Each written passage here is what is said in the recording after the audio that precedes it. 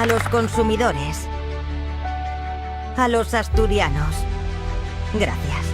La sensación de toma de conciencia colectiva de la importancia de la cultura sidrera que fai que muchas personas que probablemente antes, proviniendo del sector o trabajando desde ámbitos muy diversos, no se dirigían a la Consellería de Cultura con esta cuestión en concreto.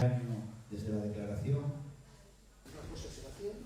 y sobre todo, presidente del Consejo Regulador, ¿pensáis que ha habido? La gente sí pregunta un poco por la cultura sidrera y sí se interesa por ello. Un interés creciente por la sidra y todos los productos que hacemos. Era algo que estaba ahí, lo que significa que la sidra ya está. Para, en un horizonte temporal del medio plazo, podamos aprovechar todas las sinergias que se generan a través de esta declaración. Realizar todo lo que dice ese documento. Del gran valor que tiene todos los aspectos, desde el campo hasta el consumo.